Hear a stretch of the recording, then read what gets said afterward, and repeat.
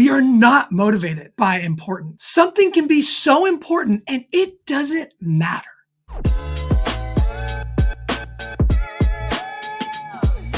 How have you been? I'm doing really good. There are those moments where we don't always do a great job. Like I certainly don't always do a great job of recognizing that I'm on a journey, and it's more about the journey than the destination. Yeah. And even though there's a lot of big goals I have, there's a lot of things I'm wishing I was further ahead on, but I'm like really aware and present in the fact that I'm making progress. And so that feels so good. I talked about this today on my live that I do every Wednesday. Like often treat everything as black or white. Like, did you hit the goal or not? Like, are you this or are you that? It's like, whoa. Life is way more nuanced than that. More nuanced. Well, what do they say? They say progress over perfection. Yeah. Right. And it's so interesting that you said that you're feeling like you're present and in the moment. And this morning on the podcast, I was listening. He said, Brendan Burchard, in order to feel present, you can't feel stressed at the same time. Gosh. Yeah. So what's so wonderful about that? So I'm just reading into that saying, oh, he must have found a way to reduce that ADHD ridden anxiety stress thing so that he could be present versus always looking into the future or looking into the past and all the what ifs and all the what coulds, and just enjoy the scenery that's in front of us right now. Yes. Congratulations. Yeah. So what decisions have you made along this part of the journey that have allowed you to make these choices that bring you closer to enjoying the journey? Yeah. Getting out of my own way, which like for me, that means getting out of my own way because my way wants it to be perfect. My way wants me to feel totally ready before I step into, the future self. The reason that's happened is because there's more urgency baked into my goals in my life right now than there has been in a very, very long time. And for ADHD brains, we are not motivated by importance. Something can be so important and it doesn't matter. Yeah. Because if it's not urgent enough, we're not going to do it. Right. We're not going to do it. So, and a lot of people would say, wait, what's the difference between important and urgent? Because for me, like that's the same. Totally. Like for most people, it's one and the same. But for ADHD brains, the urgent is what pushes us into action. The urgent is what launches us forward. And we're like, wow, like, why did it take me so long to do these things? And it's like, oh, yeah, I got more urgency. So or do you have little tricks that keep important tasks feeling like they're more urgent, and like little tricks that you play on yourself or things like that you do? Like, I wish I was like, oh yeah, here's the handbook of like how to do that. Very practically speaking, deadlines. Everyone always, high performers, in our circles, in our community, Brendan Burchard would be like, you got to set a deadline for yourself. Like that's the problem. You start setting deadlines. For ADHD brains, are like, yo, trust me, I set deadlines and I just blow right past them. Like ADHD brains it's almost like our brain is too smart for our own little tricks. Like my own deadlines rarely work for me. Rarely. There's no consequences. No, like someone else has to be a part of the deadline. Yeah. Like someone else has to, like in this case, like when I'm talking about this urgency, like in this case, it's my wife is a part of this very clear deadline that I have for my business and some of the goals I have. And our financial advisor, who we deeply love and helps guide us into making good decisions. And we've all agreed on this deadline. So it's creating this urgency because it's not just something I've cooked up. Yes. They both are like, hey, just a reminder, this deadline is firm. Yes. Is it Simon Sinek? I know he has that book that says starts with why. Who is it that there's somebody, I thought he had a follow-up that says it's not start with why. It's actually who. Yeah. So Yeah. We can have all the whys in the world. And it's just like you said, it's all about, it's the who that is there. This one? Who, Why not how. Who wrote that? I mean, who, not how. Yeah. Who wrote this is Dan Sullivan and Dr. Benjamin Hardy. Ah, yes. Totally wrong. Yes, but I saw them on a podcast, and that's exactly what they said. It's who, not how. But also on the same response, it's who in your why. So you have to attach that who to your why. And I love that you have done that by bringing your wife. I have a friend just the other day, I do a mastermind every day, and he has his assistant. His who is his assistant that he has to be accountable for. Yeah. I love that you have that as your who. What do you have any other tricks that have like really gotten you? Yeah. So this is a big one. This is a big one. And it often feels a little elusive. I mean, Brendan Burchard, Ed Milet, like everyone talks about this. Yeah. And understanding something and then actually like implementing and trying to live it out in your life are two very different things. Like everyone knows it's all about identity. We either rise or fall according to our identity, according to the way we view ourselves. So for example, very, very practical thing, but also the way we view ourselves, not the way we think other people view us, but the way we view ourselves. Yeah, so that's I'm actually glad you say that. So in this example, you'll kind of see both at play. So about a little over a year ago, I had been exercising consistently with my Peloton.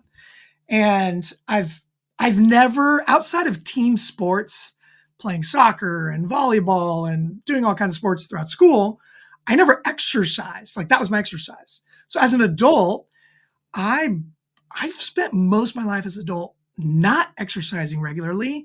I've been blessed with being like a really like thin, narrow guy. And until my metabolism started slowing down, I'm like, ooh, like stuff is starting, like weight is starting to sit in places that it's not feeling good. It's not looking good. Like, I don't like this. And so anyway, in the pandemic, like everyone started to exercise consistently. And that really transformed things for my ADHD brain and how I feel. And anyone who exercises regularly knows that one of the reasons you'll keep doing it is because when you exercise in the morning, your day, the entire rest of your day feels amazing. Yeah. Like you just feel charged up. You feel refreshed. Like your brain is operating on all cylinders. Like things are good. And if you exercise consistently enough, like that, you don't continue feeling that because it just becomes a part of you. So long story short, when I started exercising, I'm like, this is good. And then I realized, I'm not doing any strength training. I'm not doing any strength, only cardio. Well, it's better than nothing. But as I pushed into this arena of being a high performance coach, that identity that I was taking on, I'm telling people, I'm a high performance coach. I'm a high performance coach. Here's what that means. It's like this, it's like that. And I'm role modeling it. Look at me. And that is what made me start strength training along with cardio, which personally, I think strength training is the toughest component to actually make consistent personally, because the bike, like, you can run, you can walk, you can get on a bike. It doesn't take a coach to literally be like, okay, let me teach you how to run. Like, anyone can run, anyone can walk, anyone can ride a bike. But to lift weights and not hurt yourself and all those things, like, there's a lot more complexity there. But I started that and stuck with it because I recognized this is my identity now. I am a high performance coach. And when anyone thinks high performance, what do they think of first? They think of athletes. Mm-hmm. The first thing I think of, they're like, oh, so you work with athletes? That is the first thing anyone thinks about. Really? Yes. So like, I'm like, I need to be exhibiting this quality. Like, okay, you're a high performance coach. Yeah. And so like that changed everything. And truly it was the thing that kept me consistent with starting and continuing to this day, doing strength training at least 3 times a week. And now I'm in the best shape of my life. And some people get there by, oh, I have a trip to Hawaii and I want to wear my swimsuit and I want to look like a sex goddess, so I'm going to work out, right? We all have done that. And then we fall off. Yes. But when it's baked into, this is who I am. Mm-hmm. This is who the world is going to see. And like, this is my future. Mm-hmm. This is who I'm living into. This is how I'm going to have the effect on people that I'm desiring. And that makes it sustainable. That keeps you in it. Because that's just who you are. Right. This is who you are now. This is what you have evolved to. Yes. Yes. Oh, that's so beautiful. Yeah. And it's like, I wish there was I'll probably at some point, actually dismantle that whole thing and be able to have a better, like, this is literally how you can do this same thing with anything in your life. Anything in your life that you've never been consistent with and you want it to be a part of you, do this. This is how you bake it into your identity. But it is really subtle, because your why has to be big enough, right? Because for most people, it's literally just, well, I want to literally look super hot in my swimsuit this summer. So like, I'm going to work out, and then the fall hits and they stop. Right. So like, the why has to be big enough and sustaining enough to keep you doing the thing, because this is who I am. So one of my very favorite frameworks, right? Yeah. Tell me. Is this one. So first you have a desire. Yeah. And then your desire has to be greater than your doubt, than your discouragement, right? And there's a third D. Your desire has to be greater than your doubt, your discouragement, and your distractions. Right? Now get this. Discipline. Your discipline has to be greater than your desire, because our desire comes and goes. Yes. Ooh. So the discipline stays. And what's really cool is when you're disciplined in your desire, you do that consistently. That actually is what sparks your motivation. When you're disciplined in your desire, it's so it sparks good. your motivation. You keep sparking Everyone it, listening should be writing this down. Everyone should be writing this down. Then you become devoted. And then people are like, then that's who you are. First you have the desire, and that's it. Like, on the days that you didn't want to go strength training, you were disciplined in it, because even though you desired, on those days you didn't want to, you did not allow doubt, distractions, or discouragement to get in the way. Yeah. Right? Like, what a beautiful thing. And now, like, this is who you are. This is your devotion. Like, I strength train. Like, if somebody says, hey, like, why do you do that? And you're like, because that's what I do. Yeah. That's who I am. Or who I am. I'm like best shape of my life, Yeah. right? Oh, I love that. Yeah. So the last time I think we visited a long time ago, not a long time ago, but it was a while back. And I remember you had a passion to help teens with ADD. And now I notice, I love this, that you're also like really transitioned to also helping parents, which is so cool. Did I ever tell you how I got diagnosed with ADD? No. Okay, funny story. Well, it eventually gets funny, but my son had a really bad concussion and he Oh, went to a neurologist. And after a few visits, he said, "Hey, how's he doing in school?" I'm like, "He's fine." He's like, "Oh, he must be really smart." I was like, "Yeah, I guess so. I mean, he's doing fine." And he says, "Have you had him tested for ADD?" And I'm like, "No, I haven't. I'm sure everybody has it." And he said, um, "Go get him tested for ADD because even if he doesn't want to take medications, like it'll be very helpful when he gets into high school to be on the 504 because high school gets really hard for kids with ADD." And yeah. I was like, "Oh, okay." And I kind of blew it off. Next appointment came up and he said, "So did you get him tested?" And I was like, "Oh, you're serious."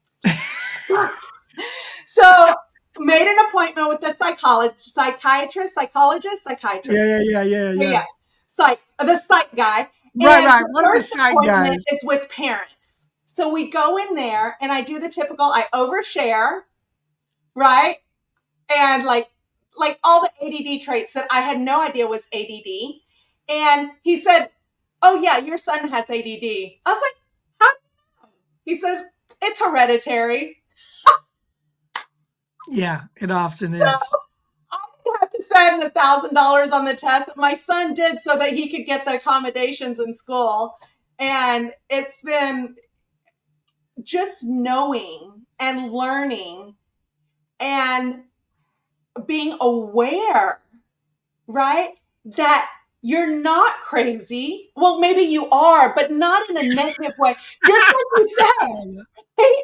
Like, like that's your thing. It's like you said, it's a superpower that you It can be. harness. Yeah. Yeah. How do you help people harness this superpower? Yeah. Great. Gosh, I'm so glad. I'm so glad you shared all that. Yes. I mean, man, you hit on so many important things and just to touch back on, um, yeah, who I'm passionate about serving and helping are ADHD millennials. So anybody really from the age of like in their late 20s to, like early mid 40s. But Oh, then, yeah, when I think about it, like I started thinking about it more in uh-huh. recent months, I'm like, a lot of these people have kids, Mm-hmm.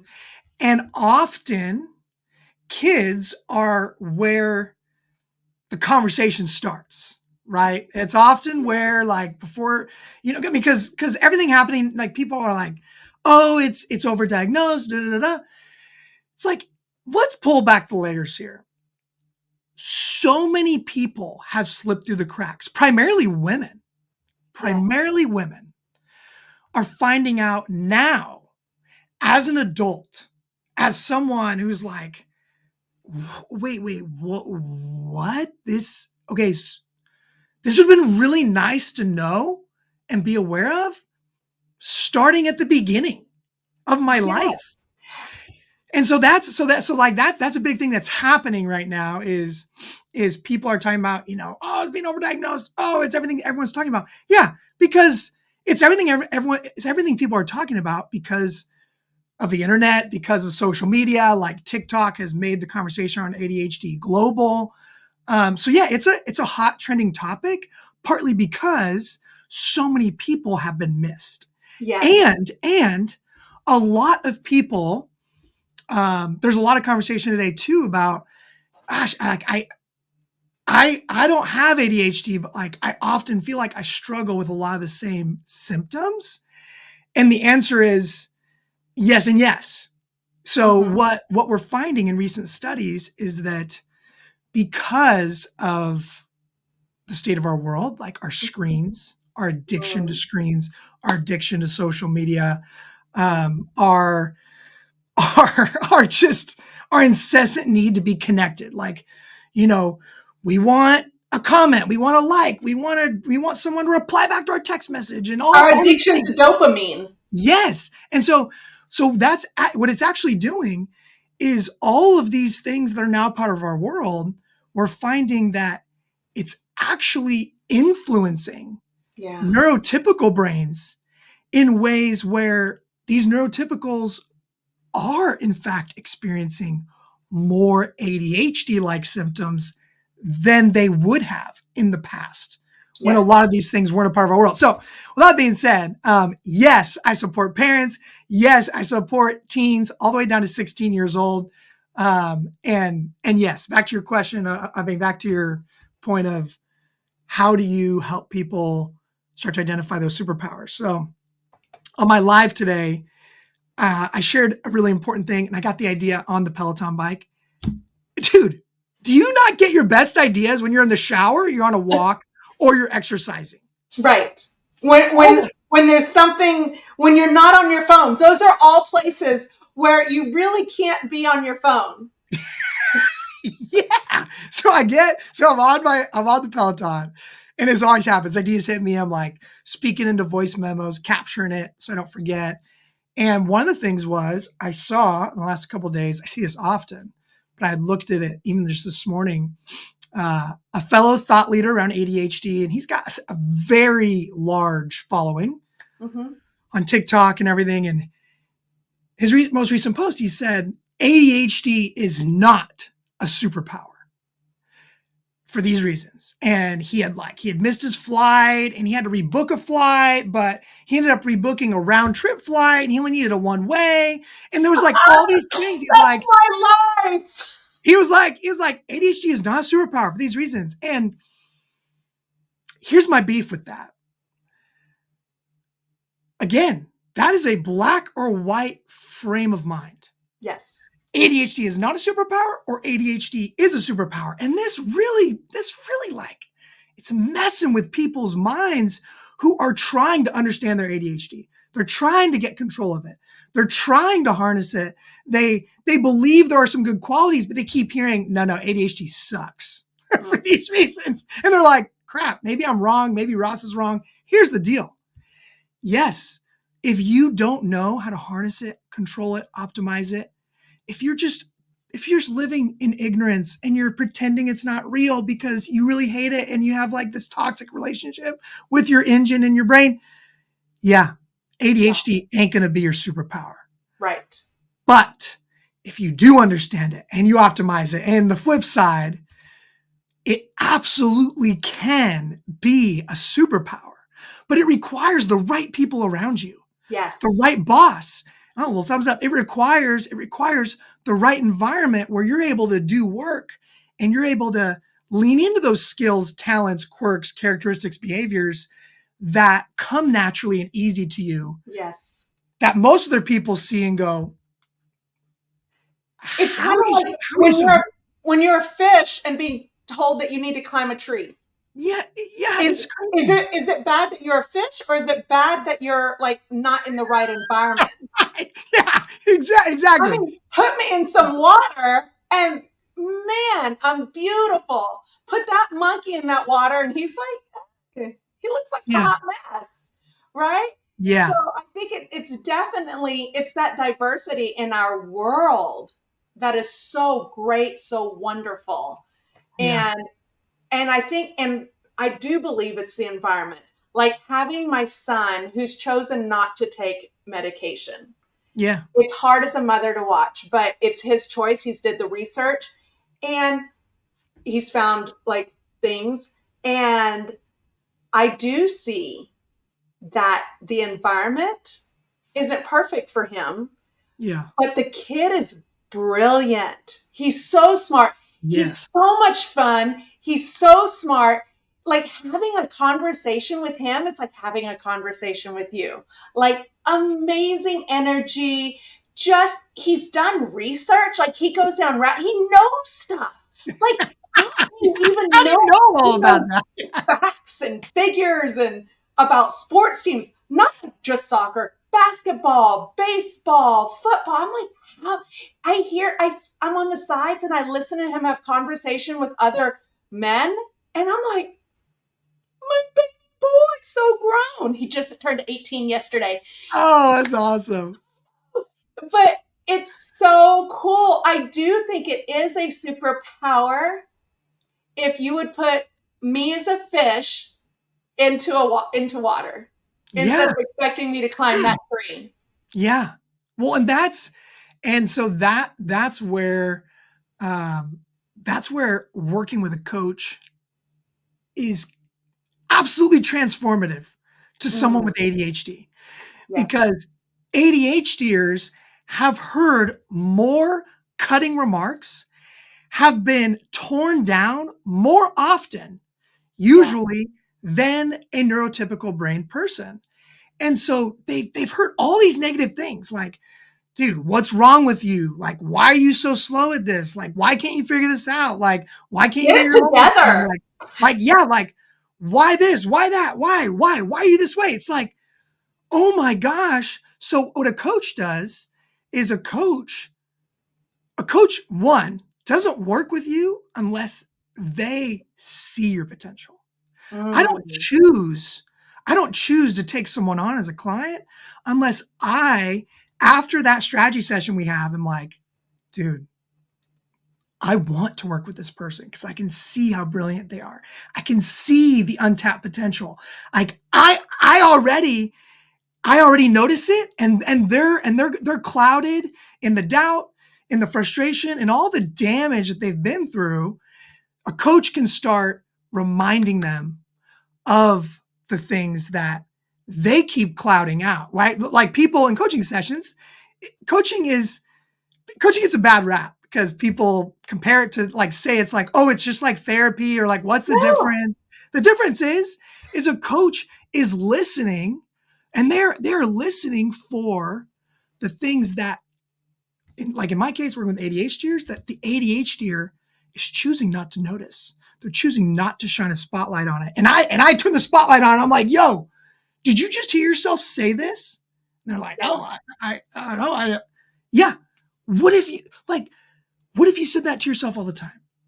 Like, how many other people do you think are thinking that about you? Are you seeing this? Right. You're like, oh my gosh, like, I mean, yeah, and so a coach is just like, it's that cheerleader, it's that believer, and an ADHDer needs that desperately in order to begin noticing, oh, I am really great at this. Yeah. I'm going to start leaning into that more, and that's where it starts. That's where it Yeah. starts. Well, like one of the things that I feel about a coach that's different, because you brought up like the coach and the therapist. So therapists will listen to you, right? And help you self-discover. I believe a coach will ask you questions similar to therapy, helps you self-discover. And this is the difference. And this is why I prefer coaching to just being aware. One, you're aware, coach makes you take action. Yes, Right? It's yes, that action that I feel like, yeah, good to know all the information, but if you don't take that and put action behind it, you don't get to build that momentum to take you somewhere else, to get you out of yes, this. yes, And yeah, that's why I do believe in what you do and the coaches in our community of coaches. Like, yeah, I believe in us, and that's one reason, like, people want to know, like, why would you do a podcast when you're a realtor? Right? Why don't you just talk to people in your profession? And if you notice, like this, like I truly believe, like, I truly believe that everybody comes in with all of these buckets, and they're yeah, all different buckets, and that's what's so wonderful. And some of the buckets are overflowing, some are empty, somewhere in between. So my job is to find a bucket that's not overflowing and bring it to somebody who has that area overflowing, like you, on yeah, information with ADHD. And right now, this is what you're overflowing, and you're giving so much to other folks who are not overflowing in that area. Now, right, those folks have buckets that are overflowing, and they can give, and our entire community, right, continues to grow and overflow in their buckets. yeah, But part two of my rule that I have for my community is you're not allowed to give from a bucket that is not yet overflowing. So Ooh, so it can good. be full, but keep receiving until it Mm, overflows. Because if you give from a full bucket, then you've depleted yourself. yeah, Oh, and you can it keep is. doing It that is. till empty, right? But if you'll just be patient to give, you'll overflow. And now we have this amazing community, right? Yeah. Of, our community. We have the Oh most my gosh. beautiful community. And the thing about all Oh of my us is God. we're givers. We're such big Yeah. givers. And that's the reason I have to like make that kind of like a rule. Are you It's, overflowing that subject? No. Or not that subject, but in that feeling, in this area, your energy, whatever. Okay, take a beat.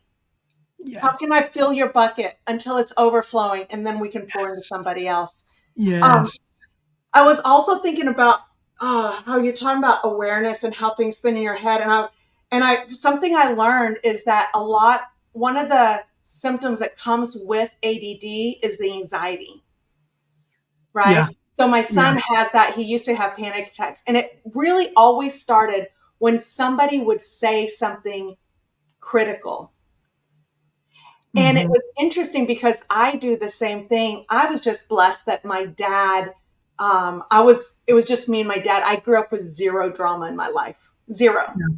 which is amazing. Like I was 2 years old, saw my first soap opera at age 2 at my grandmother's house, and I cried because it was my first fight that I'd ever witnessed, like Damn. at age 2. So I've been really blessed but as I can tell when somebody says something and it's critical, I don't mean like a friendly critique, right? Feedback, but that you feel it in your gut, like, oh, they're being rude and condescending.